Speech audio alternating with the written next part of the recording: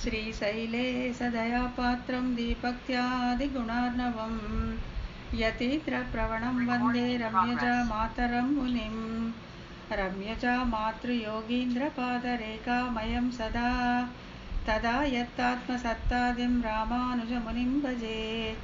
लक्ष्मीनाथसमारम्भां नादयामुनमध्यमाम् अस्मदाचार्यपर्यन्तां वन्दे गुरुपरम्परां यो नित्यमच्युतपदाम्बुजयुग्मरुक्मा व्यामोहदस्तदितराणि तृणाय मेने अस्मद्गुरोर्भगवतोऽस्य दयैकसिन्धोः रामानुजस्य चरणौ शरणं प्रपद्ये।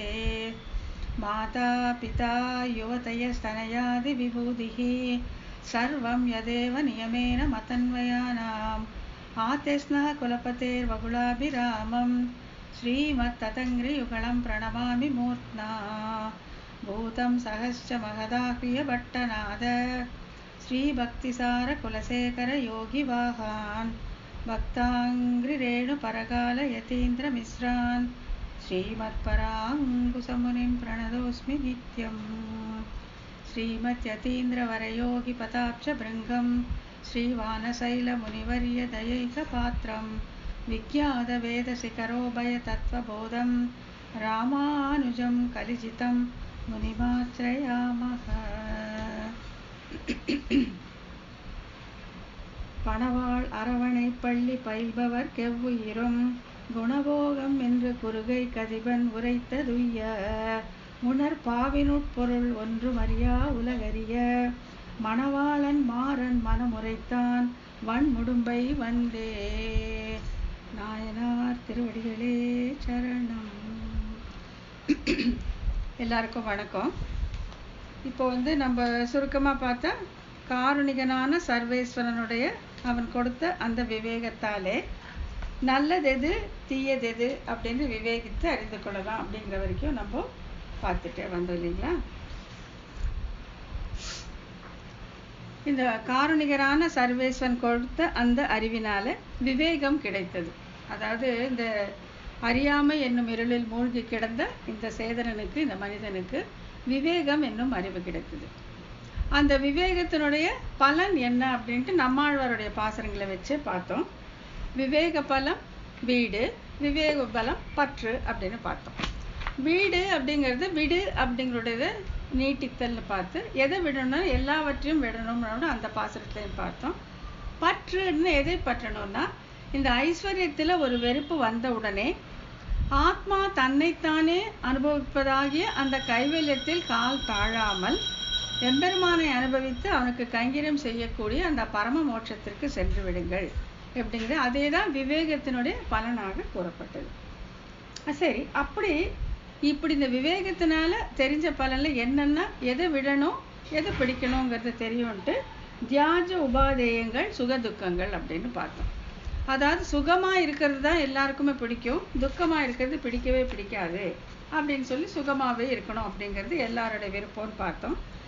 அப்படி பார்க்கும்போது சுகம் எது துக்கம் எது அப்படின்னு பிரித்து எப்படி தெரிஞ்சுக்கிறது அப்படிங்கிறத 4வது சூத்திரத்தில் பார்த்தோம். அதில் துக்கத்தின் எல்லை எதுன்னு பார்த்தோம். துக்கத்தின் எல்லை அப்படி எதுன்னு பார்த்தாக்கா சம்சாரத்தின் தாழ்ச்சி, சம்சாரத்தில் ஒன்று இருப்பது தான் துக்கத்தின் எல்லை அப்படின்னு பார்த்தோம். இன்பத்தின் எல்லை எப்படி எதுன்னு பார்த்தா பரம மோட்சத்தில் அந்தமில் பேரின்பம் நிறைந்தது ஒரு வீட்டில் விகாரங்கள் எல்லாம் இல்லாமல் இருப்பது, அது இன்பத்தின் எல்லை அப்படின்னு பார்த்தோம். இப்போது இந்த இன்பத்தின் துன்பத்தில் அழுந்தாமல் இருப்பதற்கும் இன்பத்தின் எல்லையில் இருப்பதற்கும் என்ன காரணம் அப்படின்னு பார்க்குற இடத்துல தான் நம்ம நிறுத்தியிருந்தோம். இந்த சுகத்தையே அனுபவித்து கொண்டு இருக்கணும் அப்படின்னா அதற்கு தேவையானது அர்த்த பஞ்சக ஞானம். அர்த்த பஞ்சக ஞானம் அந்த அறிவு ஒருவருக்கு இருக்குமே ஆகில் அவர்கள் சுகத்தின் எல்லை நிலமான அந்த வைகுண்டத்திலே இருப்பார்கள். அர்த்த பஞ்சக ஞானம் இல்லாதவர்கள் இந்த சம்சாரத்தில் அழுந்தி துன்பப்படுவார்கள் அப்படின்னு பார்த்தோம். இந்த இடத்துல தான் நம்ம நிற்க வச்சு இந்த அர்த்த பஞ்சகம் அப்படின்னா என்னன்னு பார்க்குறத நம்ம ஆரம்பிச்சோம் இல்லைங்களா. அதாவது பரமாத்ம ஸ்வரூபம், ஜீவஸ்வரூபம், உபாயஸ்வரூபம், பிராபிய ஸ்வரூபம் மற்றும் விரோதி ஸ்வரூபம், இந்த 5 பார்த்தோம். இந்த இடத்துல தான் இன்னும் கொஞ்சம் விவரமாக இருந்தால் நல்லாயிருக்கும், இன்னொரு வாட்டி சொன்னால் நல்லா இருக்கும் அப்படின்ற எல்லோருடைய அந்த மனம் இருந்தது. நம்ம வித்யாலட்சுமி ராமானுஜதாசி அவருக்கு தான் நம்ம நன்றி சொல்லணும். அவர் அதுக்கு ஏற்ற மாதிரி ரொம்ப விரிவாகவும் இல்லாமல் ரொம்பவும் சுருக்கமாக இல்லாமல் ஒரு போட்டிருக்காங்க இல்லையா? அது எல்லாருமே பார்த்துருப்பீங்கன்னு நினைக்கிறேன். அதில் வந்து ரொம்ப சுருக்கமாகவும் இல்லை, ரொம்ப விரிவாகவும் இல்லை, அண்ட் எல்லாரும் சீக்கிரமாக புரிஞ்சிக்கிற அளவுக்கு எளிமையான தமிழ் இருக்கிறதுனால அதை நம்ம படிச்சுக்கலாம். அர்த்த பஞ்சக ஞானம். அந்த அர்த்த பஞ்சக ஞானம் இருக்குமாகில், அது ஒரு இருக்குமாகில் அவர் இன்பத்தின் எல்லை நிலமான வைகுண்டத்திலே வாழ்ச்சி பெறுவார். அர்த்த பஞ்சக ஞானம் இல்லாத பொழுது அவர் வந்து இந்த இன்பமும் துன்பமும் கலந்ததான இந்த சம்சாரத்திலே அழுந்தி வருத்தப்படுவார்கள் அப்படின்னு பார்த்தோம். இதுல வந்து இந்த அர்த்த பஞ்சக ஞானம் இல்லாத பொழுது எப்படி இதெல்லாம் இல்லை அப்படின்னு சொன்னாலும் ஆழ்வாருடைய பாசனங்களை இருந்து எடுத்ததை நம்ம பார்த்தோம். இப்போ அதுலேருந்து தான் நம்ம அர்த்த பஞ்சக ஞானம் இல்லாததை ஆழ்வார்கள் எப்படி சொன்னார்கள், அர்த்த பஞ்சக ஞானம் இருந்ததை எப்படி சொன்னார்கள் அப்படின்ற 2 காலம்ல பார்த்தோம். இல்லாததை எப்படி சொன்னார்கள்னு ஃபர்ஸ்ட் பார்த்துட்டோம். இப்போ அது ஒரு வாட்டி ரெவ்யூ பண்ணிட்டு அதுக்கப்புறம் இருக்கிறத எப்படி சொன்னாங்க அப்படிங்கிறத நம்ம பார்த்துக்கலாம். அந்த சூத்திரத்திலேருந்தே நான் ஆரம்பிக்கிறேன். சூத்திரம் நம்பர் 5. இந்த சூத்திரத்தில் ஞானத்தால் மோட்சம், அஞ்ஞானத்தால் பிறவி என்பது உணர்த்தப்படுகிறது. ஞானம் என்பது அர்த்த பஞ்சக ஞானமாகும். முன் சூத்திரத்தில் விவரிக்கப்பட்ட இன்ப துன்பங்களுக்கு காரணம் இந்த சூத்திரத்தில் விளக்கப்படுகிறது. எப்படிதான் வந்து நீங்கள் துன்பத்தில் எல்லையில் அழுந்திருப்பீர்கள், எப்படித்தான் நீங்கள் இன்பத்தின் எல்லைக்கு செல்வீர்கள் என்பதை அதுக்கு மேற்கொண்டு விளக்குகிறாங்க. அனந்த கிளேச நிர அதிசயானந்த ஹேது மறந்தேன் அறியகிலாதே உணர்விலேன் ஏனிலேன் அயர்த்து என்றும் உய்யும் வகை நின்ற ஒன்றை நன்கறிந்தனன் உணர்வினுள்ளே ஆம்பரிசு என்று சொல்லுகிற ஞாத்தவ்ய பஞ்சக ஞாத அஜ்ஞானங்கள் அப்படிங்கிறதா சூத்திரம். இது அப்படியே கலந்து வருது. இதை நம்ம பிரிச்சுக்கிறோம். இந்த சூத்திரத்தை கீழ்கண்டவாறு பிரித்து பொருள் கொள்ள வேண்டும். அனந்த கிளேச ஹேது. அனந்த கிளேச ஹேது அப்படின்னா எல்லையற்ற துக்கங்களுக்கு காரணம். அனந்தம்னா எல்லையே இல்லை, கிளேசம்னா மனக்கலக்கம் துக்கம், அதுக்கு ஹேது காரணம். அனந்த கிளேச ஹேதுக்கு காரணம் என்னன்னா மறந்தேன், அறியகிலாதே, உணர்விலேன், ஏனிலேன், அயர்த்து என்று சொல்லுகிற ஞாத்தவ்ய பஞ்சக அஞ்ஞானம். ஞாத்தவ்ய பஞ்சக அஞ்ஞானம் அப்படின்னா நம்ம தெரிந்து கொள்ள வேண்டிய அந்த அர்த்த பஞ்சகத்தினுடைய அறிவு இல்லாமை. இப்போ அவன் எவ்வளோ அழகா இந்த ஆழ்வார்கள் பாசுரங்களிலிருந்து அந்த பரஸ்வரூபம், ஜீவஸ்வரூபம், உபாயஸ்வரூபம், புருஷார்த்த ஸ்வரூபம் மற்றும் விரோதி ஸ்வரூபத்தை எடுத்திருக்காங்க அப்படிங்கிறத பார்த்துடலாம். இப்போ முறை பார்த்தப்போ இது ஒரு கலக்கமாக இருந்திருக்கும்.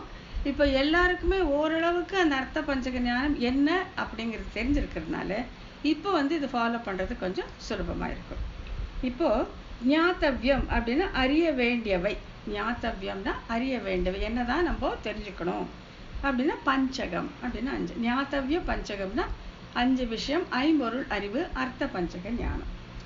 இந்த அர்த்த பஞ்சக ஞானம் இல்லாம பிறவிக்கு காரணம் கிளியரா ஸ்டேட்மெண்ட் கொடுத்துட்டாங்க. அதாவது இந்த அர்த்த பஞ்சக ஞானம், அதாவது நான் யாருன்னு தெரியணும், பரமாத்மா யாருன்னு தெரியணும், அவனை சென்று அடைய வேண்டிய வழி தெரியணும், அப்படி அடைந்தா என்ன கிடைக்கும்னு தெரியணும், இதுக்கு தடையா நிற்கிறது என்னன்னு தெரியணும். இந்த அடிப்படையான விஷயம் இருந்தாதான் நாம் வந்து பிறவியில் அழுந்தாமல் இருப்போம். அந்த அறிவு இல்லாத பொழுது நாம் பிறவியில் அழுந்துவோம் அப்படின்னு சொல்றாங்க. ஞாத்தவ்யம் அறிய வேண்டியவை, பஞ்சகம் 5 விஷயங்களை நம்ம தெரிஞ்சுக்கணும். அர்த்த பஞ்சக ஞானம் இல்லாம பிறவிக்கு காரணம், அதுதான் சிங்கிள் பிக் காஸ், அர்த்த பஞ்சக ஞானம் இல்லாதது. அப்போ அதை வந்து இது எப்படி சொல்றாங்க? சப்போஸிங் இது நாயனாரே சொல்லியிருந்தாரு அப்படின்னாக்கா எப்படி இப்படி சொல்றாருன்னு நம்ம கேள்வி கேட்குறோம். இப்போ அதை வந்து அவருக்கு என்ன பண்றாரு, இந்த ஜிதந்தா ஸ்லோகம் அப்படி இந்த ஜிதந்தா அப்படிங்கிற ஒரு பிரமாணத்திலேருந்து எடுத்து காட்டுறார். என்னன்னா, மிக கொடியதும் எல்லையில்லாத துக்கத்திற்கு இருப்பிடமானதுமான பிறவி பெருங்கடல் அப்படின்னு இந்த ஜிதந்தால சொல்றாங்க. இது நீங்க பின்னாடி திருப்பி பார்த்தீங்கன்னாக்கா அங்க அது இருக்கும். சம்சார சாகரம் கோரம் அனந்த கிளேச பாஜனம், அதுதான் இந்த ஜிதந்தா ஸ்தோத்திரத்திலேருந்து எடுக்கப்பட்டிருக்கு. அதை தான் இங்க வந்து நாயனார் எடுத்து சொல்றார். என்னன்னா, மிக கொடியதும் எல்லையில்லாத துக்கத்திற்கும் இருப்பிடமானதுமான பிறவி பெருங்கடல், அதுதான் அனந்த கிளேச ஹேது அப்படிங்கிறது எடுத்துக்கிறார். அடுத்தது இப்போ என்ன, இந்த அர்த்த பஞ்சகத்தில் ஒன்றுனா சொல்லிட்டே வர மறந்தேன் உன்னை முன்னம் அப்படின்ட்டு பெரிய திருமொழியிலேருந்து எடுக்கிறாங்க. பெரிய திருமொழி திருமங்கை ஆழ்வார் அருளி செய்தது. மறந்தேன் உன்னை முன்னம், பெரிய திருமொழி 6:2 என்கிறபடியே பரம்பொருளை பற்றிய அறிவில்லை. இப்போ இதெல்லாம் உங்களுக்கு கொஞ்சம் ஃபெமிலியராக இருக்கும். பரம்பொருளை பற்றி அறிவில்லைங்கிறது, பரம்பொருளை பற்றிய அறிவு அர்த்த பஞ்சக ஞானத்தை முதல்ல வருது இல்லைங்களா, பரஸ்வரூபம். ஸோ அந்த பரஸ்வரூபம் எனக்கு தெரியலை அப்படின்ட்டு திருமங்கை ஆழ்வாருடைய பாசுரத்துலேருந்து எடுக்கிறாங்க. என்னென்னா, மறந்தேன் உன்னை முன்னம், முந்தி எனக்கு தெரியல, பரஸ்வரூபம் எனக்கு தெரியலன்னு சொல்கிறார். அடுத்தது, என்னை அறியகில்லாதே, என்னை அறியகில்லாதுன்னு இந்த ஜீவாத்மஸ்வரூபமும் எனக்கு தெரியலங்கிறார். அது யார் சொல்கிறாங்க? அது திருவாய்மொழியில் சுவாமி நம்மாழ்வார் 2:9 என்கிறபடி ஆன்மாவாகிய தன்னை குறித்த அறிவில்லைன்னு சொல்கிறார். ஸோ பரஸ்வரூபம் தெரியல அப்படிங்கிறத பெரிய திருமொழியிலேருந்தும், ஆத்மஸ்வரூபம் தெரியலங்கிறத திருவாய்மொழியிலேருந்தும் எடுக்கிறார். அடுத்ததாக விரோதி ஸ்வரூபம் இல்லையா, அது என்னன்னாக்கா, ஓடியும் உழன்றும் உயிர்களே கொன்றேன் உணர்விலேன் அப்படின்னு பெரிய திருமொழி 1:6 திருமங்கை ஆழ்வார் சொன்னது விரோதி ஸ்வரூபம். அதுவும் எனக்கு தெரியல. பரமாத்மா ஸ்வரூபம் தெரியல, என்னுடைய ஸ்வஸ்வரூபம் ஜீவாத்மஸ்வரூபமும் தெரியல, விரோதி ஸ்வரூபமும் தெரியல. இப்போ இன்னும் 2 பேலன்ஸ் இருக்குது, உபாய ஸ்வரூபமும் புருஷார்த்த ஸ்வரூபமும். நெறியும் குறியும் இன்னும் தெரியலன்னு சொல்கிறாரு. இப்போ நெறி அறியவில்லை அப்படின்னு எப்படி சொல்கிறாங்கன்னா, பிறவி நோய் அறுப்பான் ஏனிலே இருந்தேன் அப்படின்னு பெரிய திருமொழி 1:6 திருமங்கை ஆழ்வாருடைய பாசுரத்திலேருந்து எடுக்கிறாங்க. என்றபடி அவனை அடையும் நெறியும் அறியவில்லை. ஆகையில பரஸ்வரூபம் தெரியல, ஜீவாத்மஸ்வரூபம் தெரியல, விரோதி ஸ்வரூபம் தெரியல, இந்த உபாய ஸ்வரூபமும் தெரியல அப்படிங்கிற. அப்புறம் கடைசியில் இந்த பக்கம் அடுத்த பேஜில் எடுத்தீங்கன்னாக்கா,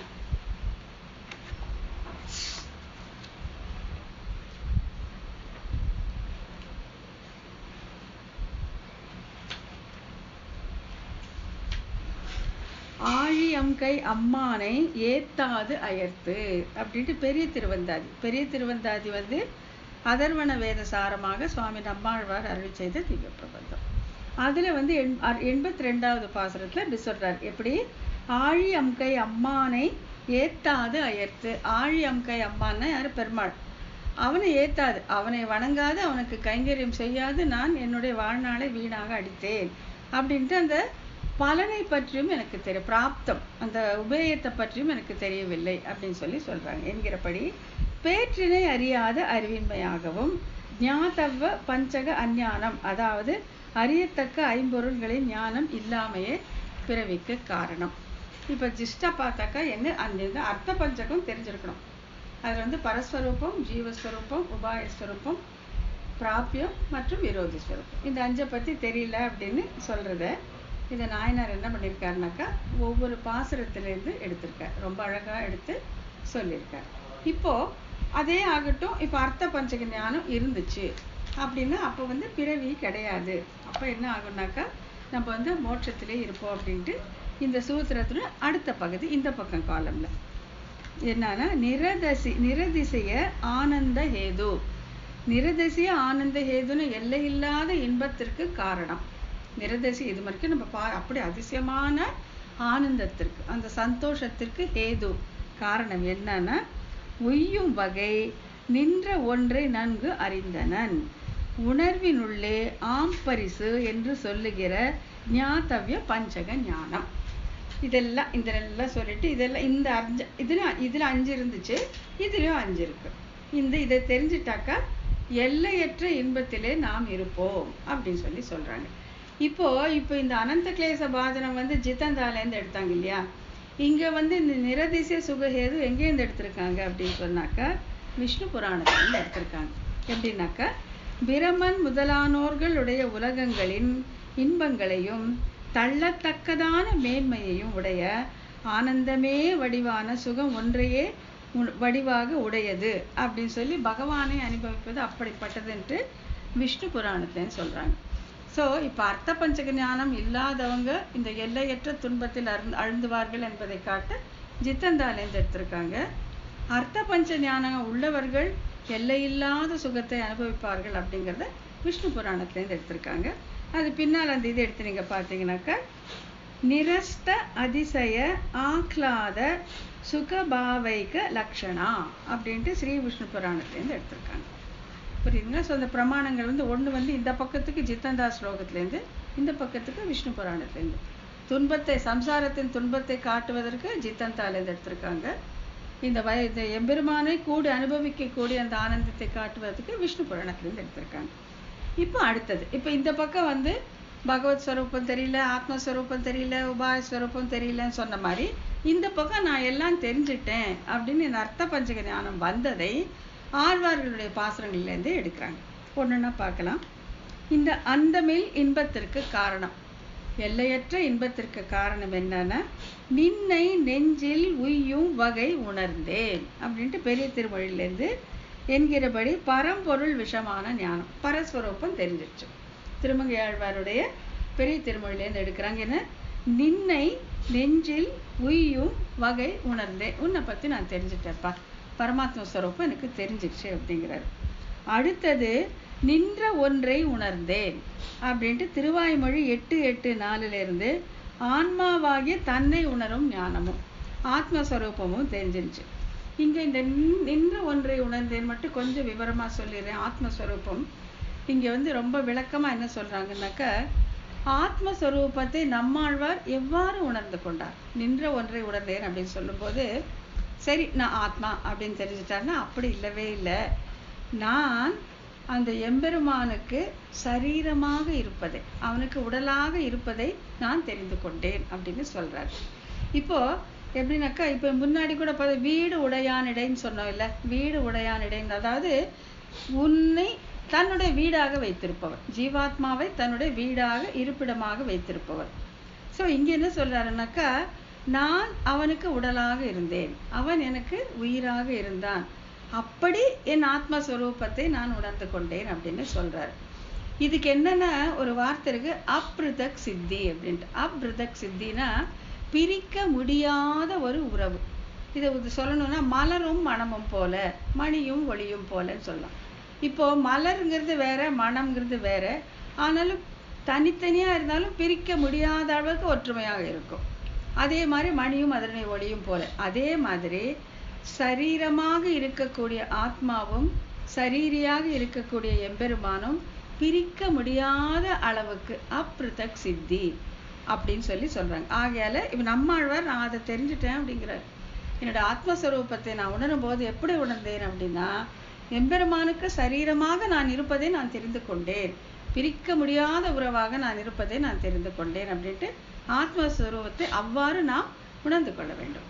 பரஸ்வரூபம் சரி, ஆத்மா அப்படின்னு சொல்லும்போது அது ஒரு சுதந்திரமானதாகவோ தன்னிச்சையாக இயங்கக்கூடியதாகவோ உணராமல் எம்பெருமானுக்கு சரீரமாக இருக்கக்கூடியதாக அப்ருதக் சித்தியாக பிரிக்க ஒண்ணாத உறவாக தெரிந்து கொள்ள வேண்டும். அப்படிதான் சுவாமி நம்மாழ்வார் தெரிஞ்சிட்டாரு, அப்படிதான் நமக்கு சொல்லி கொடுத்துருக்காங்க.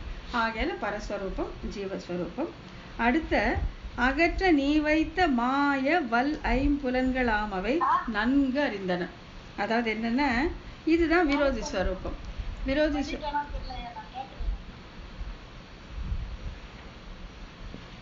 விரோதி ஸ்வரூபத்தை சொல்றார். என்னன்னா, அகற்ற நீ வைத்த மாய வல் ஐம்புலன்களாமவை நன்கு அறிந்தன.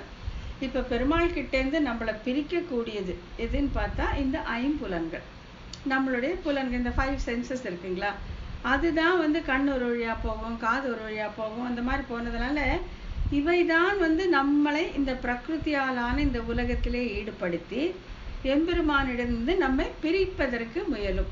ஸோ அகற்ற, நீ வந்து உன்னை விட்டு என்னை தள்ளி வைக்க நீ இதையெல்லாம் வச்சியா அப்படின்னு சொல்லி கேட்குறாங்க ஆழ்வார். உன்னை அகற்ற, உன்னை விட்டு அகற்ற, உன்னை விட்டு பிரிந்து நான் இந்த சம்சார சேற்றில் அழுந்துவதற்காக இந்த மாய ஐம்புலன்களை நீ வைத்தாயா, அதை நான் உணர்ந்து கொண்டேன் அப்படின்னு விரோதி ஸ்வரூபத்தை தெரிஞ்சுட்டு தான் இங்கே சொல்கிறாங்க. ஸோ முதல்ல பரஸ்வரூபம், ஆத்மஸ்வரூபம், அப்புறம் விரோதி ஸ்வரூபம். அதுக்கப்புறம் அவனது அருளால் உரற்பொருட்டு என் உணர்வினுள்ளே இருத்தினேன், திருவாய்மொழி என்கிறபடி அவனை அடையும் நெறியையும் அறியும் ஞானம். உபாய ஸ்வரூபத்தையும் தெரிஞ்சிட்டார். நெறி, உபாயம், பிராபகம் இதெல்லாம் ஒரே அர்த்தம்தான். நம்ம தமிழே நெறி, வழி, முறைன்னு நம்ம ஞாபகம் வச்சுக்கலாம், உபாயம்னு ஞாபகம் வச்சுக்கலாம். இதையும் நான் அறிந்து கொண்டேன் அப்படின்ட்டு திருவாய்மொழியில நம்மாழ்வார் சொல்றதை கொடுத்துருக்காங்க. அப்படி என்ன பாக்கி இருக்கு, பிராப்தம். என்ன பிராப்தியம், இல்லை உபேயம் இல்லை பலன் என்ன இதுன்னு பார்த்தாக்கா ஆம் பரிசு அறிந்து கொண்டு அப்படின்னு திருமாலை 38வது பாசுரத்துலேருந்து. ஆம் பரிசு அப்படின்னா என்னன்னா ஸ்வரூப அனுரூப கைங்கரியம் அப்படின்ட்டு. எந்த ஸ்வரூபம்? ஆத்மஸ்வரூபம். அதுக்கு அனுரூபமான கைங்கரியம், நம்முடைய ஸ்வரூபத்திற்கு ஏற்ற கைங்கரியம். நம்ம ஸ்வரூபத்துக்கு ஏற்ற கைங்கரியம் என்னன்னு பார்த்தீங்கன்னா இந்த கைங்கரியம் அவனால் தரப்பட்டதாக இருக்க வேண்டும். அதில் நான் செய்கிறேன், என்னுடைய மகிழ்ச்சிக்காக செய்கிறேன் என்கிற அந்த அகங்கார மமக்காரங்கள் கலக்காமல் இருப்பது தான் ஸ்வரூபானுரூப கைங்கரியம். அதுதான் இங்கே ஆம் பரிசு அப்படின்ட்டு. இந்த பாசுரத்தில் தொண்டரடிப்பொடி ஆழ்வார் என்ன சொல்கிறாருனாக்கா, அவர் அப்படியே அரங்கனுடைய முகத்தில் ஒரு சின்ன சிரிப்பை பார்க்குறாராம், ஒரு அழகான சிரிப்பை பார்க்குறாராம். அப்போ ஆழ்வார் கேட்குறாரு, இந்த மாதிரி நான் இங்கே ரொம்ப அழகாக இருக்கும் அந்த பாசுரம். மேம்பொருள் போக விட்டு மெய்மெய் மிக உணர்ந்து ஆம்பரி சரிந்து ஐம்புலன் அகத்தடக்கி காம்பர சிரைத்து உன் வாசல் கடைப்பற்றி வாழும் சோம்பரை உகத்தி போலும் சூழ்புணல் அரங்கத்தம்மானேன்னு வரும். அது அங்கே அந்த சோம்பர், வாழும் சோம்பர், அந்த பெருமாளுடைய முகத்தில் ஏன் அந்த சிரிப்பு வந்துச்சுன்னா இந்த வாழும் சோம்பரை பார்த்து அவன் சிரிக்கிறானா.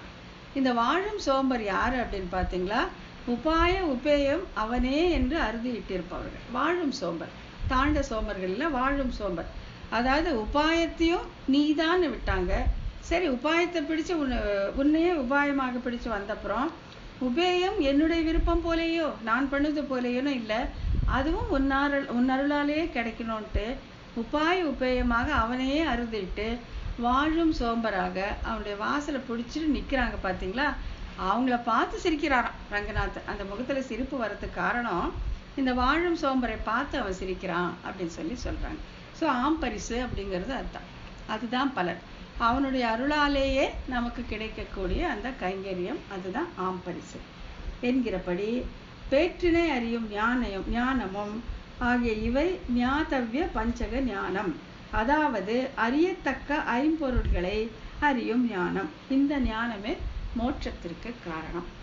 இந்த 5 நம்ம தெரிஞ்சுக்கணும். பரஸ்வரூபம், ஜீவஸ்வரூபம், உபாயஸ்வரூபம், விரோதி ஸ்வரூபம், பிராப்திய ஸ்வரூபம். இது 5 தெரிஞ்சுட்டாக்கா மோட்சம் நமக்கு கிடைச்சிரும் அப்படின்னு சொல்கிறாங்க. இதை சொல்லியிருக்காங்க. இதுக்கு மேலே இதுக்காக 2 பிரமாணம் நம்ம எப்போ பார்த்துடலாம். ஒன்று புக்கிலே இருக்குது, இன்னொன்று வெளியில் இருக்குது. அதை படித்து காட்டுறேன். எனவே அடையத்தக்க பரம்பொருளின் ஸ்வரூபத்தையும் அடையத்தக்க பரம்பொருளின் ஸ்வரூபம் ஒவ்வொரு ஜீவனுடைய அந்த குறிக்கோள் அல்டிமேட் கோல் அப்படின்னு என்னன்னு பார்த்தா பரம்பொருளை அடைய வேண்டியது தான். வேற எந்த விதமான குறியும் அதற்கு கிடையாது. ஒவ்வொரு ஜீவனுக்கும் மிக உயர்ந்த இலக்கு, அதோடைய கோல், அல்டிமேட் கோல் எதுன்னு பார்த்தா பரம்பொருளை அடைய வேண்டும். அடையத்தக்க பரம்பொருளின் ஸ்வரூபத்தையும் அடைகின்ற ஜீவாத்மாவின் ஸ்வரூபத்தையும். அடையப்படுபவன் அவன், அடைகின்றவன் இவன். அடைவதற்குரிய வழியையும் அடைவதால் ஏற்படும் பயனையும் அடைவதற்கு தடையாக உள்ளவற்றையும் இதிகாச புராணங்களுடன் கூடிய எல்லா வேதங்களும் சொல்கின்றன. இது என்ன நீங்களே கண்டுபிடிச்சி சொல்றீங்களா? பரஸ்வரூபங்கிறீங்க, ஆத்மஸ்வரூபங்கிறீங்க அப்படின்னா இல்லை. இது வேதத்திலிருந்து, இதிகாசங்களிலிருந்து, உபனிஷத் புராணங்கள் எல்லாத்திலையும் சொல்லப்பட்டது இதுதான் அப்படிங்கிறத இங்கே சொல்லுகின்றன. வேதங்களையும் வேதங்களின் பொருள்களையும் அறிந்த மகாத்மாக்களும் முனிவர்களும் சொல்லுகிறார்கள். எல்லாரும் இதை தான் சொல்லியிருக்காங்க. இது புதுசாக இப்போ நம்ம கண்டுபிடிச்சி சொல்றது கிடையாது. இது அவங்க சொன்னதே, மூத்தோர்கள் என்ன சொன்னாங்களோ அதையே தான் சொல்லிட்டே இந்த அர்த்த பஞ்ச ஞானம் தெரிந்திருப்பதின் நன்மை என்ன, தெரியாததின் தீமை என்ன அப்படின்னு சொன்னோம் அப்படின்னு சொல்றாங்க. என்கிறபடியே எல்லா சாஸ்திரங்களுடைய கருத்து பொருளாயும் ஆன்மாக்கள் உய்வு பெறுவதற்கு ஒரு தலையாய உணரத்தக்கதுமாயுள்ள ஐம்பொருள்களை அறியாமை பிறவிக்கு காரணம், அறிதல் மோட்சத்திற்கு காரணம் என்று ஆயிற்று. அறியாமை பிறவிக்கு காரணம், அறிந்திருந்தால் மோட்சத்திற்கு காரணம். அதை ஸ்ரீ இதிலிருந்து ஹாரீத சம்ஹிதை அப்படின்லேருந்து எடுத்திருக்காங்க. அதை நான் நிதானமாக படிக்கிறேன். பிராப்யஸ்ய பிரம்மணோ ரூபம் பிராப்து ச பிரத்யக் ஆத்மன.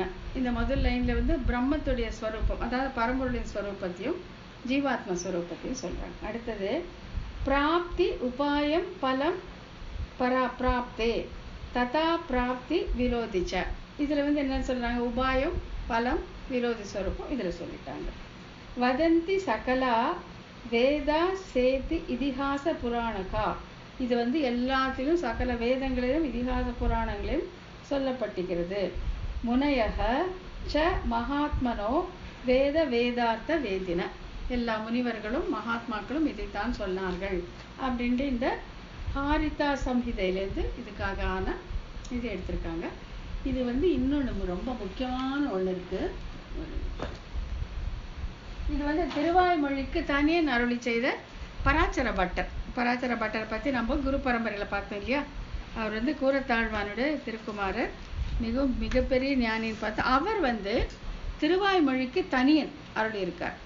திருவாய்மொழியில் என்னதான் ஒருத்தர் தெரிஞ்சுக்கலாம் அப்படிங்கிறத அவர் தனியனாக சொல்லியிருக்கார். என்னன்னாக்கா, மிக்க இறைநிலையும் மெய்யாம் உயிர்நிலையும் தக்க நெறியும் தடையாகி தொக்கியலும் ஊழ்வினையும் வாழ்வினையும் ஓதும் குறுகையர்கோல் யாழினிசை வேதத்து இயல். இந்த திருவாய்மொழியுடைய பெருமை என்ன அப்படின்னாக்கா, அதில் மிக்க இறைநிலையும் பரஸ்வரூபம், மெய்யாம் உயிர்நிலையும் ஜீவாத்ம ஸ்வரூபம், தக்க நெறியும் உபாயஸ்வரியும் ஸ்வரூபம், தடையாக தொக்கியலும் விரோதி ஸ்வரூபம், வாழ்வினையும் அதனால் கிடைக்கக்கூடிய பலன். இது ஐந்தையும் சொல்லக்கூடியது எது? யாழினிசை வேதத்தியல். யாழினிசை போன்று இந்த அருமையான திருவாய்மொழியில சுவாமி நம்மாழ்வார் இதெல்லாம் நமக்கு சொல்லியிருக்கார் அப்படின்னு சொல்லியிருக்காங்க. ஆகையால இப்போ இந்த அர்த்த பஞ்சக ஞானம் வந்து ஏதோ ஒன்று இல்லை, நம்மளா யோசிச்சு சொல்றதில்லை அப்படிங்கிறதுக்காக 2 பிரமாணங்களை பார்த்தோம். ஒன்று வந்து ஹாரித சம்ஹிதை, இன்னொன்று வந்து பராசர பட்டர் அருளி செய்த திருவாய்மொழி தனியன். ஆகையால இப்போ அர்த்த பஞ்சக ஞானத்தினுடைய அந்த முக்கியத்துவம் எல்லாருக்கும் மனசில் பட்டிருக்குன்னு நினைக்கிறேன். இப்போ வித்யா அனுப்பிச்சு கொடுத்தாங்க இல்லையா, அதுலேருந்து பார்த்து கொஞ்சம் கொஞ்சமாக பார்த்துக்கலாம். அது ரொம்ப விரிவாகவும் இல்லை, ரொம்ப சுருக்கமாகவும் இல்லை. அதில் பார்த்து கொஞ்சம் கொஞ்சமாக தெரிஞ்சுக்கலாம். பரஸ்வரூபம் அந்த 5 என்ன, ஆத்மஸ்வரூபம் 5 என்ன, உபாயஸ்வரூபம் அதை கொஞ்சம் கொஞ்சமாக பார்த்து தெரிஞ்சுக்கலாம். இப்போ அடுத்த சூத்திரத்துக்கு போகலாம். சூத்திரம் நம்பர் 6. இப்போ இந்த ஐம்பொருள்களை அறியாமை ஆகிய அஞ்ஞானத்திற்கும் அறிதலாகிற ஞானத்திற்கும் காரணம் என்ன என்பதற்கு இந்த சூத்திரத்தில் பதிலளிக்கப்படுகிறது. கேட்கலாம் இல்லையா, நம்ம எல்லாம் தான் இருக்கிறோம், அது ஏன் சில பேருக்கு மட்டும் தெரியுது, சில பேர் மட்டும் தெரியறது இல்லை, இதுக்கு ஒரு காரணம் இருக்க வேண்டாமா? ஏன் அர்த்த பஞ்சக ஞானம் இவ்வளோ சிம்பிள் எல்லாருமே சொல்லியிருக்காங்கன்னா எல்லாருக்கும் தெரிய வேண்டியது தானே, அது ஏன் சில பேருக்கு தெரியுது, ஏன் சில பேருக்கு தெரியலன்னு கேட்கலாம், கேள்வி எழும் இல்லையா?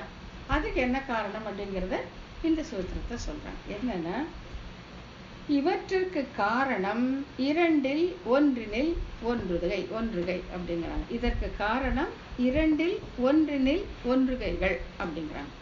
இது என்ன இது 2 அப்படின்னு பார்த்தாக்கா, இந்த சூத்திரத்தை கீழ்கண்டவாறு பிரித்து பொருள் கொள்ள வேண்டும். என்னன்னா, ஐம்பொருள் உணர்வு உண்டாகாமைக்கு காரணம் 2ல் ஒன்றுகை. இந்த என்னன்னா, இங்க வந்து குணங்களை பத்தி பேச வராங்க. இங்க நம்ம முக்குணமயமான இந்த பிரகிருதியால் தானே நம்ம ஆக்கப்பட்டிருக்கோம் இல்லையா. ரஜஸ், தமஸ் மற்றும் சத்வங்கிற 3 குணங்களாக நம்ம ஆக்கப்பட்டிருக்கோம். இப்போ என்ன சொல்றாங்க, இந்த 3ல் 2ல் நீங்க ஒன்று இருந்தால் உங்களுக்கு அர்த்த பஞ்சக ஞானம் வராது அப்படிங்கிறாங்க. 1ல் 1 இருந்தால் அர்த்த பஞ்சக ஞானம் வரும் அப்படிங்கிறாங்க. அதுதான் இங்க அடிப்படை கருத்து. அதுதான் ஐம்பொருள் உணர்வு உண்டாகாமைக்கு காரணம். அர்த்த பஞ்சக ஞானம் நமக்கு தெரியலன்னா 2ல் ஒன்றுகை. ரஜஸ் தமஸ் மேலோங்கி இருந்தால், ரஜோகுணமும் தமோகுணமும் மேலோங்கி இருக்குமாகில் அர்த்த பஞ்சக ஞானம் உங்களுக்கு விளங்காது அப்படிங்கிறாங்க. அதுக்கு என்ன பாசனம் எடுக்கிறாங்கன்னா, முத்திரத்து வாணியத்து 2ல் 1ம் நீச்சர்கள் அப்படின்னு திருச்சந்த விருத்தம் 68 சொல்றாங்க.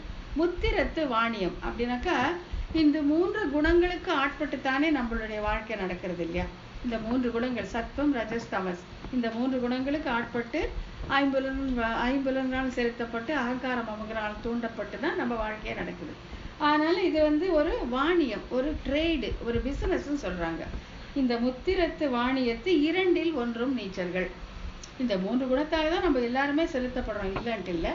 இதுல வந்து சில பேர் வந்து அதிகமாக ரஜஸிலும் தமசிலும் ஈடுபடுவார்கள் ஆகில் அவர்கள் நீசர்கள் அப்படிங்கிறாங்க. அவங்களுக்கு பாவம் நிஜமாக ஒன்றும் தெரியல. அவர்களுக்கு, அப்படிப்பட்டவர்களுக்கு இந்த அர்த்த பஞ்சக ஞானம் லபிப்பதில் தாமதம் ஏற்படும், சிரமம் ஏற்படும் அப்படிங்கிறத இங்க சொல்றாங்க. ஆகையால இந்த முக்குணமயமான பிரகிருதியால் ஆகப்பட்ட உடம்பில் இருக்கும் நமக்கு ரஜசும் தமசும் அதிகமாக இருக்குமாகில் அது இந்த அர்த்த பஞ்சக ஞானம் நமக்கு ஏற்படுவதற்கு தடையாக நிற்கும் அப்படின்னு சொல்றாங்க. அதுக்கு ஆப்போசிட் என்னன்னு பார்த்தா, ஐம்பொருள் உணர்வு உண்டாவதற்கு காரணம் ஒன்றில் ஒன்றுகை. நீங்க சத்துவகுணமே மேலோங்கி அதிலே நீங்க ஒன்று இருப்பீர்களானால் உங்களுக்கு ஐம்பொருள் அறிவு ஏற்பட எல்லா விதமான வாய்ப்பும் வசதியும் ஏற்படும். அதுக்கு எந்த பாத்திரம் எடுக்கிறாங்கன்னா, முக்குணத்து இரண்டவை அகற்றி, இந்த 3 குணங்கள் சத்துவம் ரஜஸ் தமஸ்ல, தமசையும் ரஜஸையும் விட்டுருங்க, விட்டுட்டு ஒன்றினில் ஒன்று நின்று. இது திருவழிக்கூற்றிருக்கை. திருவழிக்கூற்றிருக்கை அப்படிங்கிறது திருமங்கை ஆழ்வார் அருளி செய்த 6 திவ்ய பிரபந்தங்கள்ல சித்திரக்கவி அப்படிங்கிறது வெரைட்டி அந்த இது வகையை சேர்ந்தது. ரத பந்தனம் அந்த இதை படிச்சு பார்த்தீங்கன்னா அப்படியே ஒரு ரதம் மாதிரியே இருக்கும், ரதம் மாதிரியே இருக்கும். கும்பகோணத்தில் போனால் பார்க்கலாம் பெரிய பெயிண்டிங்கு. அதில் சொல்லியிருக்கு, என்ன சொல்லியிருக்காங்க அப்படின்னாக்கா, முக்குணத்தில் இரண்டவை அகற்றி, ரஜஸ் தமசை விட பாருங்க, விட்டுட்டு ஒன்றினில் ஒன்று நின்று, சத்துவகுணத்திலே நீங்கள் ஒன்று இருப்பீர்களானால் உங்களுக்கு ஐம்பொருள் அறிவு ஏற்படுவதற்கான வாய்ப்பு ஏற்படும் அப்படின்னு சொல்றாங்க.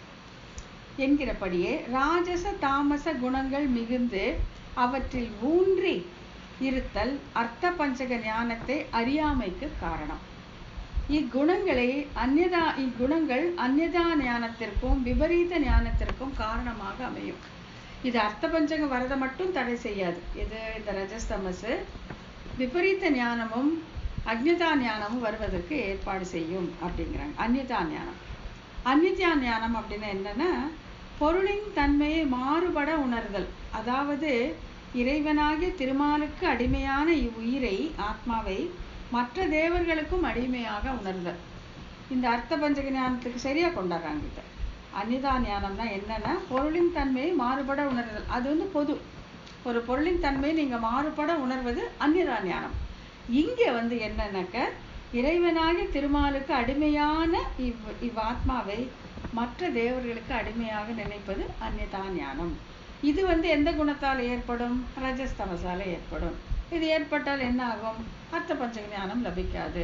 அர்த்த பஞ்சக ஞானம் லபிக்காவிட்டால் அந்த இன்பத்தின் எல்லையில போய் நாம் இருக்க முடியாதுங்கிறாங்க. அப்புறம் விபரீத ஞானம். விபரீத ஞானம் என்னன்னா, பொருளையே மாறுபட உணர்வது. அதாவது சிப்பியை வெள்ளி என்று உணர்தல். அப்படியே ஆப்போசிட்டா, இப்படி ஒன்று சொன்னா அது அப்படியே ஆப்போசிட்டா புரிஞ்சுக்கிறது தான் விபரீத ஞானம். அதுக்கு எக்ஸாம்பிள் சிப்பியை வெள்ளி என்று உணர்தல். இந்த பக்கம் நீங்க சத்துவகுணமே அதாவது ஒன்றில் ஒன்று இருந்தால், சத்துவகுணத்திலே ஒன்று இருப்பீர்களானால் ஐம்பொருள்கள் அறியும் ஞானத்திற்கு காரணம், அதுவே காரணமாக அமையும். சத்துவகுணத்திலே நீங்கள் ஒன்று இருப்பீர்களானால் அது ஐம்பொருள் அறிவிற்கு காரணமாக அமையும். ஒன்றில் ஒன்றுகை ஆகிய சத்துவகுணத்தால் மிகுந்து அதிலே ஒன்று இருந்தால் உங்களுக்கு அர்த்த பஞ்சக ஞானம் லபிக்கும். ஸோ இப்போ இந்த மூணு குணத்துல ரஜஸ்தமஸ்ல ஒன்று இருந்தால் அர்த்த பஞ்சக ஞானம் லபிக்காது. நீங்க சத்துவகுணத்திலே ஒன்று இருந்தால் அது லபிக்கும். அதுக்காக காரணம் சொல்றாங்க. இப்போ இதையும் நீங்க கேட்கலாம், சரி ஓகே ஒத்துக்கிறோம், அர்த்த பஞ்சக ஞானம் வரணும்னாக்கா சத்துவகுணம் மேலோங்கி இருக்கணும், ரஜஸ்தமஸ் இருக்கக்கூடாது. இப்படி இருக்கிறதுக்கு ஒரு காரணம் இருக்க வேண்டாமா? நாங்க வேணும்னா வச்சுக்கிறோம், வேணும்னா இந்த 3 குணத்தை வச்சுக்கிறோம், வேணும்னா இது ஓங்கி இருக்கட்டும், இது தாழ்ந்திருக்கட்டும், நம்ம இது பண்றது இல்லையே. இதுக்கு ஒரு காரணம் இருக்கு இல்லையா? எதுக்காக சத்துவகுணம் ஓங்கி இருக்கணும், எதுக்காக ரஜஸ்தமஸ் ஓங்கி இருக்கணும்னா அது அடுத்த சூத்திரத்தை சொல்றாங்க. பலர் சூத்திரம் 7, பலர் ராஜச தாமச குணங்களிலே ஒன்று இருப்பதற்கும் சிலர் சத்துவகுணத்தில் ஒன்று இருப்பதற்கும் காரணம் என்ன என்பதற்கு இந்த சூத்திரத்தில் பதிலளிக்கப்படுகிறது. அதாவது லாஜிக்கா அப்படியே டிரைவ் பண்ணிட்டே வராங்க பாருங்க. அர்த்த பஞ்சகம் தெரிஞ்சிருந்தா அது, அர்த்த பஞ்சம் தெரியறதுக்கு இது காரணம், இதுக்கு இது காரணம்னு ஸ்டெப் பை ஸ்டெப் வராங்க. இப்போ இந்த ரஜஸ்தமஸ் ஓங்கி இருப்பதற்கும் சத்துவகுணம் ஓங்கி இருப்பதற்கும் என்ன காரணம்? நம்ம கையில் இல்லையேன்னா அதுக்கு காரணம் சொல்ல வராங்க இந்த சூத்திரத்துல. என்னன்னா, சத்வா சத்வ நிதானம் இருள் தரும் அமலங்களாக என்னும் ஜன்ம ஜாயமான கால கடாட்சங்கள். இதுதான் சூத்திரம். இதை நம்ம பிரிச்சுக்கணும். எப்படி பிரிச்சுக்கணும்னா, சத்வ நிதானம் அமலங்களாக என்னும் ஜாயமான கால கடாட்சம். சத்வ நிதானம், நிதானம்னா காரணம். சத்துவகுணம் மேலோங்கி இருப்பதற்கு என்ன காரணம்? இப்போ அதுதான் நமக்கு தெரிஞ்சாகணும் இல்லைங்களா? சத்துவகுணம் மேலோங்கி இருந்தால் அர்த்த பஞ்சகம் கிடைக்கும். அப்போ சத்துவகுணம் மேலோங்கி இருக்கிறதுக்கு என்னதான் பண்ணணும், அந்த காரணம் நமக்கு தெரியணுங்களா? அதுக்கு நிதானம் என்னன்னா, இவ்வுலகில் பிறக்கும் போது எந்த புருடன் மதுசூதனனாகிய பகவானால் கடாட்சிக்கப்படுகிறானோ அவனே சத்துவகுணத்தை உடையவனாக அறியத்தக்கவன், அவனே மோட்சத்தை அடைதற்குரிய மனதை உடையவன் அப்படின்ட்டு பாரத மோட்ச தர்மத்தை சொல்லியிருக்கு. அதாவது நம்ம தாயோட வயிற்றுலேருந்து நம்ம பிறக்கும் பொழுது அந்த மதுசூதனன் நம்மை கடாட்சித்தான் ஆகில் அவனுடைய அந்த அருட்பார்வை நம்ம மேலே படுமானால் நமக்கு சத்துவகுணம் ஓங்கி இருக்கும். அப்போது இப்போ நம்ம எல்லாருக்கும் அந்த மதுசூதனோட பார்வை இருக்கு, நம்ம நிச்சயித்து இருக்கலாம். ஏன்னா அர்த்த பஞ்ச ஞானம் படிக்கணும் இல்லை. அதனால் கண்டிப்பாக நாம் எல்லோருக்குமே இந்த ஜாயமான கால கடாட்சம் உண்டு அப்படிங்கிறது சந்தேகமே இல்லை. அவன் கண்களாலே அமலங்களாக விழிக்கும் அப்படின்ட்டு திருவாய்மொழி. இப்போ ஒன்று பாரத மோட்ச தர்மம்லேருந்து எடுக்கிறாங்க, இன்னொன்று திருவாய்மொழியிலேருந்து.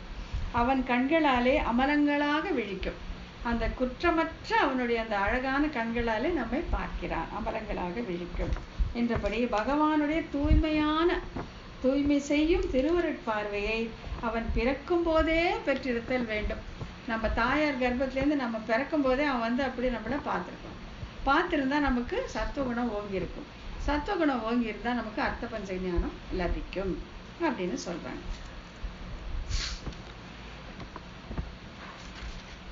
இதுக்கான பிரமாணம் இந்த பாரத மோட்ச தர்மம் என்னன்னா, ஜாயமானம் ஹி புருஷம் எம் பశ్చేத் மதுசூதனஹ சாத்விகஸ்து விக்னேய சைவ மோக்ஷார்த்த சித்திக அப்படிங்கிறது தான் பிரமாணம். ஜாயமான காலம், அதாவது தாயாரின் கர்ப்பத்திலேருந்து வெளி வர்ற போதே அந்த மதுசூதனன் தூய்மையாக்கக்கூடிய தன்னுடைய பார்வையால் உன்னை பார்த்திருந்தானாகில் உனக்கு சத்துவகுணம் மேலோங்கி இருக்கும், அதில் ஒன்றி இருப்பாய். அப்போ உனக்கு அர்த்த பஞ்சக ஞானம் லபிக்கும் அப்படின்னு சொல்றாங்க. சப்போஸிங் மதுசூதனோட பார்வை இல்லைன்னாக்கா அசத்வ நிதானம் இருள் தரும் என்னும் ஜன்மம் அப்படிங்கிறாங்க. அசத்வம் அப்படின்னா சத்துவகுணம் அல்லாத ராஜச தாமச குணங்கள். நிதானம்னா காரணம், இங்கேயும் அதே தான், நிதானம்னா காரணம். சத்துவ நிதானம், சத்துவகுணம் வர்றது காரணம் மதுசூதனுடைய கடாட்சம். இந்த மற்ற 2 குணம் ரஜஸ்தமஸ் வரத்துக்கு நிதானம், அது வரத்துக்கு காரணம் என்னன்னாக்கா அதுக்கு இது பிறவி. நிதானம் காரணம் என்னன்னு சொன்னாக்கா இருள் தரும் ஆணையாளத்தில் இனி பிறவி அப்படிங்கிற இந்த பிறப்பு தான், இந்த ஜென்மம் தான், திருப்பி பிறக்கிறோம் பார்க்கலாம். அந்த ஜென்மம் தான் நாம் மேலும் மேலும் ரஜசிலும் தமசிலும் ஈடுபடுவதற்கு காரணம் அப்படின்னு சொல்றாங்க. இப்போ ஜாயமான கால கடாட்சம் எல்லாம் இருந்துச்சுன்னு வச்சுக்கோங்களேன், அவங்க இந்த இருள் தரும் ஆணையாளத்தில் திருப்பி பிறக்க மாட்டார்கள் அப்படிங்கிறத அங்கே நம்ம புரிஞ்சுக்கணும். இப்போ இருள் தரும் ஆணையாளத்து இனிப்பிறவி அப்படின்னு திருவாய்மொழி 10:6 என்கிறபடி அறிவின்மைக்கு தோற்றுவாயான இவ்வுலகில் உண்டாகும் பிறவியே சத்துவகுணத்திற்கு மறுதலையான ராஜச தாமச குணங்களுக்கு காரணம். ஸோ திருப்பி பிறக்கிறது தான் ராஜச தாமசத்தில் நாம் ஒன்றுவதற்கு காரணம். நாம் பிறக்கும் போதே நம்ம இந்த மதுசூதனன் கடாட்சித்திருப்பானாகில் அது சத்துவகுணத்தில் ஒன்றுவதற்கு காரணம். சத்துவகுணத்திலே ஒன்று இருந்தால் அர்த்த பஞ்சக ஞானம் நமக்கு லபிக்கும், ராஜச தாமசில ஒன்று இருந்தால் அது லபிக்காது அப்படின்னு சொல்றாங்க. இப்போ இதுக்கு மேலேயும் கேள்வி வரும், இந்த பிறவி ஏன் வருது இல்லையா? மதுசூதனன் கடாட்சிக்கிறதும் அவனுடைய திருவுள்ளம். பிறவி வருது, இதுலேருந்து நமக்கு அது அவனுடைய விருப்பம் போல செய்யலாம். இந்த பிறவி ஏற்படுவதும் நம் கையில் இல்லையே. மீண்டும் இந்த இருள் தரும் ஆணையாளத்தில் பிறப்பதுதான் ரஜஸ்தமசில் ஒன்றுவதற்கு காரணம்னா அதுக்கு ஒரு காரணம் இருக்கணும் இல்லையா? ஏன் சில ஆத்மாக்களை இப்படி மீண்டும் பிறக்க வச்சு ரஜசிலும் தமசிலும் ஓட்டுகிறான்? ஏன் சில ஆத்மாக்களை பிறக்கும் போதே ஜாயமான கால கடாட்சம் பண்ணி அவளுக்கு சத்துவகுணத்தை மேலோங்க செய்கிறான்? அதுக்கு ஒரு காரணம் இருக்கணும் இல்லையா? அது அடுத்த சூத்திரத்தை சொல்றாங்க. பிறவிக்கும் பிறக்கிற காலத்தில் இறைவனோட திரு அருட்பார்வை உண்டாவதற்கு மூலம் யாது? அதுதான் இல்லையா? இப்போ இந்த பிறவி திருப்பி பிறக்கிறதுனால தான் ரஜஸ்தமஸ் சொன்னாங்க, இருள் தரும் ஆணையாளர். சத்துவகுணம் மேலோங்குவதற்கு மதுசூதனுடைய அருட்பார்வை காரணம். நாங்கள் இதுக்கு என்ன காரணம்? இப்போ 2 விதமா இருக்கே, அவன் ஜாயமான கால கடாட்சம் பண்ணணும், இல்லை பிறவியில அருந்தணும். இது 2த்துக்கும் மூல காரணம் யாது அப்படின்ற அதுக்கு இந்த சூத்திரத்தை பதில் சொல்றாங்க. என்னன்னா, இவற்றுக்கு மூலம் இரு வல் அருள் நல்வினைகள். இதற்கு மூல காரணம் என்னன்னா இரு வல் அருள் நல்வினைகள். இதை பிரிச்சுக்கணும், கீழ்கண்டவாறு பிரித்துக் கொள்ள வேண்டும். இவற்றுக்கு மூலம் இரு வல்வினை. இருள் தரும் சன்மத்திற்கு மூலம் இரு வல்வினை. இரு வல்வினை புண்ணிய பாவங்கள் ரெண்டுமே ரொம்ப ஸ்ட்ராங். இரு வல்வினைகள் புண்ணியம் பாவம். புண்ணியமும் உங்களை மீண்டும் பிறக்க செய்யும், பாவமும் உங்களை மீண்டும் மீண்டும் பிறக்கச் செய்யும்.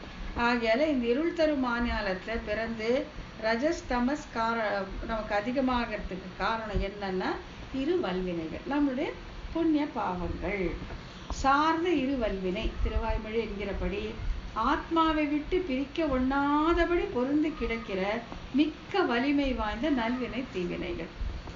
இது ஆத்மாவை அப்படியே சுத்திட்டு இருக்கும். இது நம்மளுடைய கர்மங்கள், நம்மளுடைய நல்வினையும் தீவினையும். நல்வினையும் பிறப்புக்கு காரணமாகும், தீவினையும் பிறப்புக்கு காரணமாகும். இந்த மாதிரி மாறி மாறி பிறக்கும் பொழுது இந்த பிறப்பு இந்த இருள் தரும் மாநிலத்திலே நம்ம இருக்கிறதுனால நமக்கு ரஜஸ்தமஸ் அதிகமாக வரும் அப்படின்னு சொல்றாங்க. அடுத்து இந்த பக்கம் இது சத்துவகுணம் மேலோங்கி இருக்கு. அந்த அந்த வாசுதேவனுடைய கடாட்சம் நமக்கு கிடைக்குது, மதுசூதனுடைய கடாட்சம். அதுக்கு என்னன்னா ஜாயமான கால கடாட்சத்துக்கு மூலம் அருள் நல்வினை. என்னன்னாக்க தொல்லருள் நல்வினை. திருவாய்மொழி என்கிறபடி இறைவனிடத்திலே இயல்பாக அமைந்து கிடக்கிற திருவருளாகிய புண்ணியம். இது அவன்கிட்ட இறைவனிடத்துல இயற்கையாக இருக்கக்கூடிய அருள். நம்ம முதலே பார்த்தோம் இல்லையா, எடுத்த உடனே காரணிகனான சர்வேஸ்வரன் தானே பார்த்தோம்.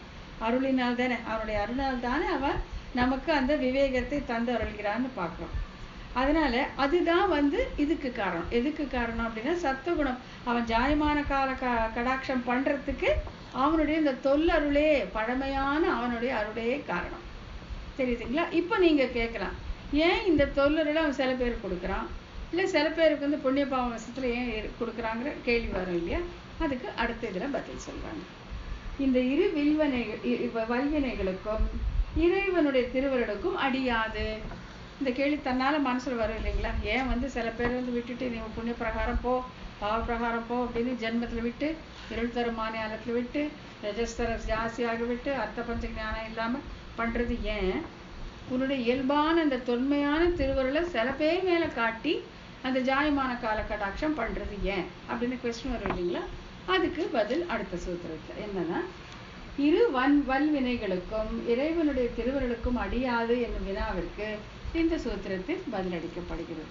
அதாவது எல்லா கேள்விக்கும் பதில் நம்மளுக்கு கிடைச்சாதான் நம்ம இதை ஏத்துக்கலாம் இல்லைங்களா? அது கர்ம கிருபா பீஜம் பொய் நின்று அருள் புரிந்த என்கிற அவித்யா சௌகார்த்தங்கள். இதுதான் சூத்திரம். என்ன? கர்ம கிருபா பீஜம் பொய் நின்று அருள் புரிந்த என்கிற அவித்யா சௌகார்த்தங்கள். கர்மத்திற்கு பீஜம் விதை, பொய் நின்ற என்கிற அவித்தை. கர்மத்துக்கு பீஜம், பீஜம்னா விதை, சீடு. கர்மத்துக்கு பீஜம், இந்த புண்ணிய பாவ கர்மங்களுக்கு விதையாக இருப்பது எது? அதனால தானே நம்ம திருப்பி திருப்பி பிறக்கிறோம் இல்லைங்களா? புண்ணிய பாவம் இருக்கிறதுனால தான் நம்ம திரும்பி மீண்டும் மீண்டும் இன்னும் இருள் தரும் மாநிலத்துல பிறக்கிறோம். இதுக்கு பீஜம் யாது? இதற்கு விதை எது அப்படின்னாக்கா பொய் நின்ற என்கிற அவித்யை. இது எங்கேருந்து எடுக்கிறாங்க? பொய் நின்ற ஞானம் அப்படின்னு திருவிருத்தம் 1. திருவிருத்தம் சுவாமி நம்மாழ்வார் அருளி செய்த ரிக்வேதத்தின் சாரமாக அமைந்த திவ்ய பிரபந்தம். அதுல முதல் பாசுரத்துல முதல் வரியே பொய் நின்ற ஞானம். பொய் நின்ற ஞானம்னா என்னன்னா, இன்னும் பாசுரத்தில் கூறியுள்ள அறிவின்மை இரு வல்வினைகளுக்கும் காரணம். பொய் நின்ற ஞானம் என்பது அவித்யை குறிக்கும். அவித்யை அப்படின்னா இல்லாததெல்லாம் உடம்ப தானா நினைச்சுக்கிறது, ஆத்மாவை சுதந்திரனாக நினைச்சுக்கிறது, நானே என்னுடைய வாழ்க்கை நியமனம் செய்து கொள்வேன் என்று எத்தனையோ குணங்கள் இருக்கிறது, எத்தனையோ செய்கைகள் நாம் செய்கிறது எல்லாமே தப்பான அறிவு, அவித்யை. அதுதான் காரணம். இந்த பொய் நின்ற ஞானம் என்று சொல்லப்படும் அந்த அவித்யை தான், அதுதான் பீஜம். எதுக்கு பீஜம்? கர்மத்துக்கு பீஜம். புண்ணியம் பாவம் ரெண்டுக்கும் அதுதான் விதை. புண்ணிய பாவம் ரெண்டுமே மீண்டும் மீண்டும் பிறப்பெடுப்பதற்கு காரணம். மீண்டும் மீண்டும் பிறப்பெடுப்பதனால என்ன ஆகுதுனாக்கா ரஜஸ்தமஸ் ஜாஸ்தி ஆகுது. ரஜஸ்தமஸ் ஜாஸ்தி ஆகுறதுனால அர்த்த பஞ்ச ஞானம் லபிக்கவில்லை அப்படின்னு. அப்ப இந்த பக்கம் இந்த சௌகார்த்தம் அப்படின்னா கிருபைக்கு பீஜம். இப்ப தொல்லருளால் அவன் செய்யறான்னு சொல்ற இல்லையா? இந்த ஜாயமான கால கடாட்சம் சில பேருக்கு தன்னுடைய தொல்லருளால் தன்னுடைய பழமையான அருளால் செய்கிறான் அப்படின்னு பார்த்தோம் இல்லையா? அதற்கு பீஜம் எது? அதற்கு விதை எது அப்படின்னு பார்த்தாக்கா அருள் புரிந்த என்கிற சௌகார்த்தம். சௌகார்த்தம் அப்படின்னா அழகான ஸ்நேகம், எம்பெருமானுக்கும் நமக்குமான அழகான ஸ்நேகம். சௌகார்த்தம் எப்பொழுதும் நன்மையே சிந்திருக்கும் அழகிய ஸ்நேகம். எம்பெருமானுடைய குணங்கள்ல ஒண்ணு, கல்யாண குணங்கள்ல ஒண்ணு இது சௌகார்த்தம். அது எப்பொழுதும் நன்மையே சிந்தித்திருக்கக்கூடிய அழகிய ஸ்நேகம். அதுக்கு அருள் புரிந்த சிந்தை அப்படின்னு 2ஆம் திருவந்தாதியிலேருந்து எடுக்கிறாங்க. எனப்படும் அழகிய ஸ்நேகம். இந்த அருள் புரிந்த சிந்தை, அந்த எம்பெருமான் இந்த ஜீவன் பக்கத்துல வச்சிருக்கக்கூடிய அந்த நட்பு, அது ரொம்ப அழகான நட்பு. அதுக்கு தான் சௌகார்த்தம் அப்படின்னு பேர். ஈஸ்வரனுடைய ஸ்நேகமும் இவ்வாத்மாக்கள் பிறவி பெருங்கடலில் நீந்துவதற்கு அவன் செயல் புரிகையில் இழிவதற்கு மூல காரணமான இந்த ஸ்நேகத்தையே சொல்லிற்று சாஸ்திரமும். இந்த ஸ்நேகம் அடியாகவே இவ்வான்மாக்கள் விஷயத்தில் அவன் திருவுள்ளத்தில் இரக்கம் பெறுகிறது. இது அவனுக்கு இயல்பானது. இந்த சம்சார சாகரத்தில் இந்த ஜீவன்கள் உழலும் போது அதிலிருந்து அவர்களை மீட்டு எடுக்க வேண்டும் அப்படிங்கிற அந்த எண்ணம் அவனுக்கு தோன்றுவதற்கு அவன் திருவுள்ளத்தில் இருக்கக்கூடிய இந்த சௌகார்த்தம், இந்த அழகிய ஸ்நேகம் தான் முதல் காரணம். அதை முதலாக வைத்துத்தான் அவன் தன்னுடைய முயற்சியை தொடங்குகிறான். அவனுடைய முயற்சியை தொடங்கி எப்படியாவது இவனை இதிலிருந்து மீட்டு விட வேண்டும் அப்படின்னு முயற்சி செய்ய ஆரம்பிக்கிறான். அதற்கு முக்கியமான காரணம் தான் இந்த சௌகார்த்தம் என்று சொல்லக்கூடிய அழகான நட்பு. அதனால அவனுக்கு தொன்மையான திருவருள், அதனால அவன் ஜாயமான கால கடாட்சம் அப்படியே போகும். அதுக்கு வடமொழி ஈஸ்வர சேச்ச சௌகார்த்தம், அவனுடைய சௌகார்த்தத்தை பத்தி சொல்றாங்க. அப்புறம் இதுக்கு காரணம் வேண்டாமா? பொய் நின்ற ஞானம் சொல்லிட்டோம், சௌகார்த்தம் சொல்லிட்டோம். இப்போ ஒன்னொன்னுத்துக்கும் காரணம் பார்த்துட்டே வரோம் இல்லையா? இப்போ இந்த பொய் நின்ற ஞானத்திற்கும் சௌகார்த்தத்துக்கும் என்ன காரணம் அப்படின்னு பார்க்கணும். இவ்வாறான பொய் நின்ற ஞானத்திற்கும் பரம்பொருளுடைய சௌகார்த்தத்திற்கும் அடிப்படையாக உள்ளது எது என்பது 10ஆம் சூத்திரத்தில் அருள் செய்யப்படுகிறது. ஏதத் நிமித்தம் முன்னமே முதல் முன்னமேயான அச்சித் அயன அனாதி சம்பந்தங்கள் அப்படின்ட்டு. இது ரொம்ப இதுதான் நம்ம பேசிக்குன்னே வச்சுக்கலாம், அடிப்படை. இப்போ இத்தனை மேலே நம்ம ஒன்றொன்னா டிரைவ் பண்ணிட்டு வந்ததுக்கு இதுதான் முக்கியமான ஒரு இதுன்னு பார்க்கலாம். இது நம்ம பார்த்துக்கலாம். இதை பிரிச்சுக்கணும். எப்படின்னா, அவித்யைக்கு நிமித்தம் முதல் முன்னமேயான அனாதி அச்சித்து சம்பந்தம். இதில் ஒன்றொன்னா பார்த்துக்கலாம். அவித்யைக்கு நிமித்தம், அவித்யை தான் அறிவில்லாமல் இருக்கிறதுக்கு நிமித்தம், காரணம் என்ன அப்படின்னு பார்த்தாக்கா, முதல் முன்னமேயான அனாதி அச்சித்து சம்பந்தம். முதல் முன்னமேயான ஃபர்ஸ்ட்லேருந்து தொடங்கக்கூடிய அனாதியான அச்சித்து சம்பந்தம். இந்த ஜீவாத்மாக்கு 2 விதமான சம்பந்தம்னா தொடர்பு. ஒன்று அச்சித்தோடான சம்பந்தம், இன்னொன்று அயன சம்பந்தம். அயன அப்படின்னா நாராயணனோட ஆன சம்பந்தம். இந்த 2 சம்பந்தம் தான். இப்போ நமக்கு இந்த உடல், இந்த பிரகிருத்தியான உடல் இருக்கும்போது நமக்கு எத்தனையோ சம்பந்தங்கள் இருக்கு. அப்பா என்ன, பிள்ளைங்க என்ன, அவங்க என்ன, இவங்க என்ன. ஆனால் ஜீவாத்மாவை மட்டும், அந்த ஜீவாத்மா அப்படிங்கிற அந்த தத்துவத்தை எடுத்துட்டிங்கன்னா அதுக்கு 2 விதமான தொடர்பு தான் உண்டு. ஒன்று அச்சித்தோடான தொடர்பு, இன்னொன்று அயன நாராயணனோட ஆன தொடர்பு. இது 2 தான் உண்டு. இந்த 2 இப்போ பார்க்குறோம். இப்போ இதுவும் அனாதி, இதுவும் அனாதின்னு சொல்கிறாங்க. அப்போ 2 பேருக்கும் என்ன வேறுபாடு அப்படிங்கிறது இப்போ நம்ம பார்க்கணும். அவித்யைக்கு இந்த அறியாமை இல்லையா, பொய் நின்ற ஞானமும்னு பார்த்தோம் இல்லையா. பொய் நின்ற ஞானம்னா எல்லாம் தப்பாக புரிஞ்சுக்கிறது அவித்யை. அதுக்கு காரணம் என்னன்னா, தொன்மையான அச்சித்து சம்பந்தம். இது இன்னைக்கு நேற்று வந்ததே கிடையாது. இந்த பிறவில வந்துச்சா, இதுக்கு முன்னால பிறவில வந்துச்சுன்னா அனாதியானது. எத்தனையோ பிரளயங்களையும் எத்தனையோ சிருஷ்டிகளையும் கடந்து வரக்கூடியது இந்த அனாதியான அச்சித்து சம்பந்தம். யாருக்கு? இந்த ஜீவனுக்கு. அதுதான் இவனுக்கு இந்த அறியாமைக்கு காரணம். அவித்யைக்கு நிமித்தம், அவித்யைக்கு காரணம் என்னன்னா, முதல் முன்னமேயான அனாதி அச்சித்து சம்பந்தம். இந்த அச்சித்தாலான இந்த உடல்கள் கிடைப்பதால தான் இவன் இந்த அவித்யைக்கு உட்பட்டு தன்னை இந்த உடலாகவே நினைத்து புண்ணிய பாவங்களை செய்து மீண்டும் மீண்டும் பிறந்து இந்த இருள் தரும் மாநிலத்தில் உழல்கிறான் அப்படின்னு கொண்டு போயிடலாம். அப்புறம் தவறான அறிவாக பொய் நின்ற ஞானத்திற்கு காரணம் முதலிலிருந்து ஜீவாத்மாவை தொடர்ந்து வரும் அச்சித்து சம்பந்தம் எனப்படும் ஜட பொருளோடு பிரகிருதியோடு உண்டான ஆரம்பம் காண இயலாத தொடர்புகள். இது எப்போ இருந்தோ எத்தனையோ பிறவிகளிலிருந்து அனாதியான சம்பந்தம் தொடர்ந்து பிரவாகமாக வரக்கூடிய இந்த அச்சித்து சம்பந்தம். இதுதான் நம்முடைய அறியாமைக்கு காரணம். இந்த அச்சித்து சம்பந்தம் முதலிலிருந்து தொடர்ந்து வருவது. இது இங்க ரொம்ப நுணுக்கமா கவனிச்சுக்கோங்க. முதலிலேருந்து வருது, ஃபர்ஸ்ட்லேருந்து வருது. இது மூதாவியில் தடுமாறும் உயிர் முன்னமே அப்படின்னு திருவிருத்தம் 95வது பாசுரத்துல முன்னமே என்று அறிவிக்கப்படுகிறது. திருவிருத்த பாசுரத்துல நம்மாழ்வார் என்ன சொல்றாருன்னா, மூதாவியில் தடுமாறும் உயிர் முன்னவே. மூதாவி என்னோட உயிர் வந்து இதுல மாட்டிட்டு தடுமாறுது அப்படிங்கிறாரு. எப்ப? முன்னமே, முதலேந்து அப்படின்னு சொல்றாரு. ஆகையால இந்த ஜீவாத்மாக்கு இருக்கக்கூடிய இந்த 2 விதமான சம்பந்தம், அச்சித் மற்றும் அயன சம்பந்தத்துல பார்த்தா இந்த அச்சித் சம்பந்தம் அனாதியானது, முதலேந்து கூட வருது.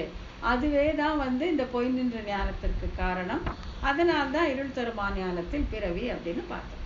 இப்போ எடுத்து அயன சம்பந்தம், நாராயணனோட ஆன சம்பந்தம் என்ன அப்படின்னு பார்த்தாக்கா, சௌஹார்த்தத்துக்கு நிமித்தம். சௌஹார்த்தம்னு என்னன்னு பார்த்தோம்? அழகான ஸ்நேகம், எம்பெருமானுடைய கல்யாண குணங்களை ஒன்று. அந்த சௌஹார்த்தம் காரணமாகவே இவன் இந்த ஜீவனை சம்சார கடலிருந்து மீட்டெடுக்க நினைக்கிறான்னு பார்த்தோம் இல்லையா? அதுக்கு என்ன காரணம்னாக்கா, முன்னமேயான அனாதி அயன சம்பந்தம். இதுக்கு முன்னால் முன்னமேயான அயன சம்பந்தம். இந்த அயன சம்பந்தம் அப்படின்னா என்ன? இந்த நாராயணா என்ற பேர்ல இருந்து தான் இந்த அயன சம்பந்தம் நமக்கு கிடைக்குது. இந்த நாராயணா அப்படிங்கிற பேரை வந்து வடமொழி இலக்கணத்து பிரகாரம் 2 விதமா பிரிச்சுக்கலாம். நாராயணா அயனஸ்ய நாரண, நாரக அயன யஸ்ய நாரண அப்படின்ட்டு. இந்த நாராயணாம் அயன அஸ்யனாக்கா நாரங்களுக்கு இருப்பிடமாக இருப்பவர். நாரங்கள் அப்படின்னா நித்திய வஸ்துக்கள், அதாவது பர்மனன்ட் என்டிட்டிஸ். இந்த யூனிவர்ஸ்ல, இந்த அண்டத்துல எதெல்லாம் நிரந்தரமாக இருக்கோ அத்தனைக்கும் இருப்பிடமாக இருப்பவன் நாராயணன். ஒண்ணு விடாம நீங்க என்ன வேணா சொல்லலாம், மலையாகட்டும், மடுவாகட்டும், எறும்பாகட்டும், யானையாகட்டும், எதுவா இருந்தாலும் அவ எல்லாத்துக்கும் இருப்பிடமாக இருக்கக்கூடியவன் நாராயணன். அதனால்தான் அவனோட ஆன சம்பந்தம் அயன சம்பந்தம். அது மட்டும் இல்ல, அவன் இந்த நாரங்களை எல்லாம் தன் இருப்பிடமாக கொண்டிருக்கிறான். புரியுதுங்களா? எல்லா வஸ்துக்களும் அவனுக்குள் இருக்கின்றன, அவன் எல்லா வஸ்துக்குள்ளும் இருக்கிறான். சோ உள்ளும் புறமும் நிறைந்து இருப்பவன் நாராயணன்.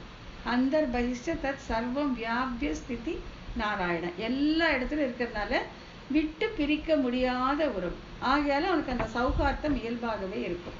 இந்த அயன சம்பந்தம் தான் நமக்கு அந்த சௌகார்த்தத்தை அவன் காட்டுறதுக்கு அங்க இடமாக இருக்கும். ஆச்சுங்களா? இறைவனுடைய அழகிய சிநேகமான சௌகார்த்தத்துக்கு காரணம் முன்னமேயான ஆரம்பம் காண இயலாத அயன சம்பந்தம் ஆகும்.